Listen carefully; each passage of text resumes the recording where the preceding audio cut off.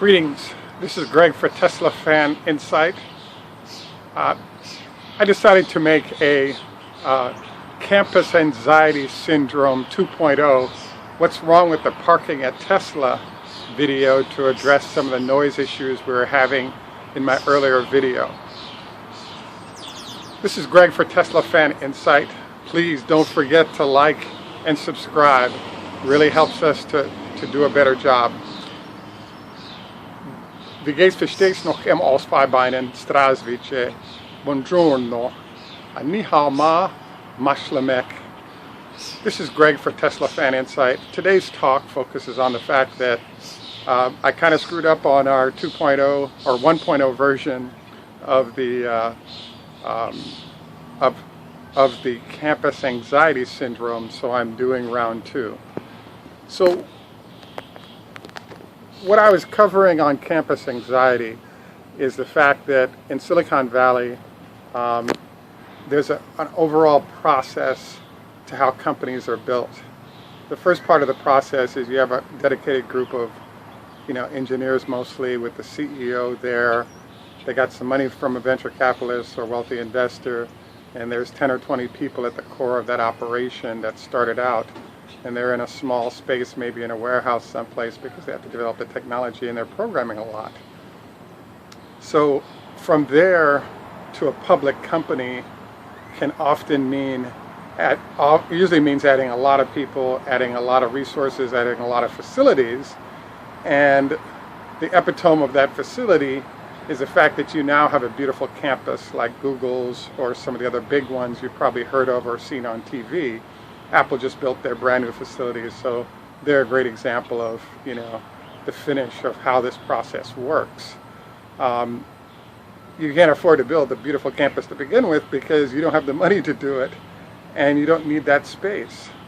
So in the case of the Campus Anxiety Syndrome and why this came up, the Wall Street Journal ran an article about how brutal parking is at both Tesla's headquarters as well as at their manufacturing plant in Fremont. And as I shared the first round, I was shocked by the article because I've been reading the Wall Street Journal for over 30 years, and I've never seen them do an article about the parking lot of any company in that process. So the question was, why did they do the article on the parking lot, and what significance does this have? So this really highlights sort of difference in perspectives about how companies are built and what the implications are to the structure of the firm. So in the case of the Wall Street Journal, they were introducing a concept that was created many years ago that's called the broken light, or the broken light concept. So if you walk in a building in a company and you notice there's 1 or 2 broken lights on the manufacturing floor, it's a sign that they have a maintenance problem, and you can go on to find other problems within that firm that are notable and that imply that these guys don't have their act together and they're going to have big problems. So when we apply this to Tesla and you visit their headquarters, it's a complete nightmare in the parking lot. And when I say nightmare, you'll see the photo that I posted with this, and you can go online and see more photos. I may put a link on the bottom so you can see how disastrous the situation is.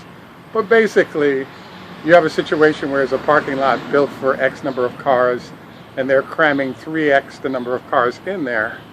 So before I started doing my Tesla Fan Insight, I actually brought some friends to go check out their headquarters because I had never been there until this time last year, which is June of 2016. So when we went by, we pulled into the parking lot thinking we were just going to pull in, walk into the headquarters, grab some literature, and leave. But as soon as we pulled in, we were greeted by 2 or 3 different parking lot attendants who are directing traffic and trying to figure out why you're here and whether or not where to put your car based on how long you were going to be there, because there's literally no parking there at their headquarters. So I was thinking to myself, wow, this place looks like a zoo. Number 1, there's no parking. Number 2, the parking that is there is on a sort of a jacked up driveway. The driveway is sort of pockmarked based on the amount of traffic it's been getting. And then number 3, I kept thinking, I was a little bit in shock because after seeing the Tesla showrooms, etc., I was really stunned because I almost felt like, you know, I want to say a Ponzi scheme, but you feel like you saw their best suit when you go to these beautifully spacious mall-based showrooms. And then I wouldn't be shocked if you took 3 Tesla showrooms and it would equal the square footage inside the headquarters. So the question then popped up in my mind, are these, just like Fisker, are these guys going to make it based on how ugly their structure is behind the scenes? And clearly the answer to it is yes, and their stock price is doing well to reflect they are going to make it. It is a little bit difficult to evaluate this company because they're violating a number of rules, one of which is that, you know, focus on technology where you can grow rapidly and there's no need for facilities like manufacturing plants or showrooms in this fashion. But Tesla's gone off their market that requires a type of spending on real estate infrastructure in the form of supercharger facilities, showroom spaces, repair facilities, all these things most of all the other big tech companies you can think of really don't have to do. I mean, Apple does do some beautiful stores, but you know, $100 million a year in sales per store makes it easier. So I was sitting there after my meeting going, man, I wonder if they're going to make it based on what I saw in their parking lot, which is also what the Wall Street Journal was suggesting. Now, there's another perspective on this, which I'll call campus anxiety syndrome. And what that's about is if you need to spend your money to build supercharger facilities, to build out the infrastructure of service facilities for those cars, and you need to spend it on, notice all these real estate items that I've pointed out, if all that money is going to your headquarters, what money do you use to going into customer-focused facilities, particularly that look great? What money do you have left to have a beautiful sort of back end to this? And I think eventually Tesla will have a decent headquarters someplace, probably in the Bay Area.